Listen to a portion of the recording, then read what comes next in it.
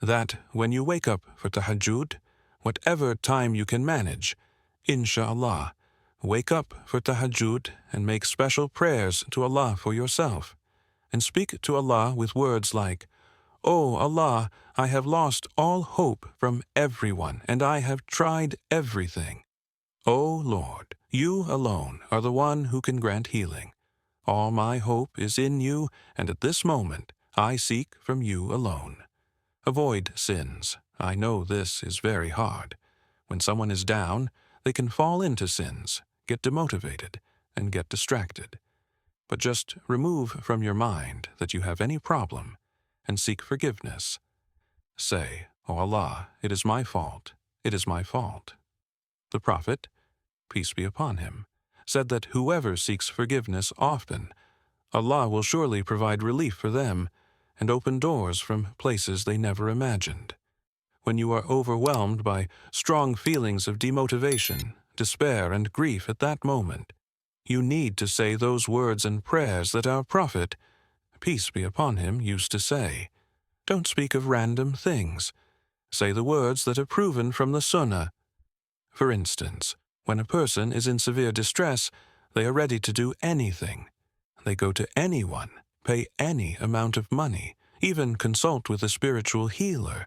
But what is the worth of this compared to these 10 things? I don't think it's a long list. Inshallah, these 10 things can be tried. Recently, I read an incident which I want to share for everyone's benefit. There is no doubt that these days are tough. If we talk about the state of the country, the economy, inflation, or overall stress, life has become very stressful due to various factors. Many people are facing personal problems, issues with family, unemployment, heartbreak, rejection in life, or problems in business. Yes, you know, problems come in different forms in life, and ups and downs are part of life. But this incident is amazing. A sister shared it herself, and I want to share it for everyone's benefit. This sister shared that she was affected by severe black magic, which caused her health to deteriorate, and no marriage proposals would work out. Many proposals came, but as soon as it seemed that one was about to be finalized, the relationship would break for no reason.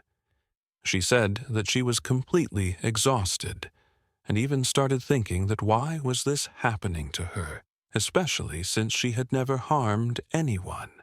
She even started questioning Allah's wisdom. See, sometimes we become superstitious and start blaming everything on magic. However, we should not completely deny the possibility of magic either. This sister shares that despite trying every medical solution, including going to psychiatrists, undergoing counseling, and using spiritual healing methods like ruqya, a form of spiritual healing, she found temporary relief, but the issues would return after a while. She was on the verge of giving up. Then, someone advised her to consult a scholar, and she did. The scholar gave her 10 things to do.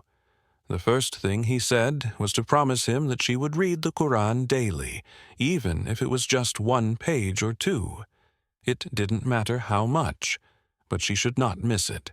Second, he advised her to wake up for Tahajjud and make special prayers at that time, asking Allah for healing, and to say words like, "O Allah, you alone are the healer. I have no hope except from you. I seek from you alone."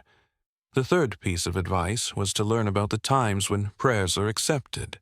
For example, during rainfall, while traveling, during prostration in prayer, and after prayers. We should make general supplications like Rabbana, Atina fi dunya hasana, wa fi akhirati hasana, which are accepted. The fourth was to pray for others, not just yourself, especially those who are suffering from magic, illness, or personal difficulties.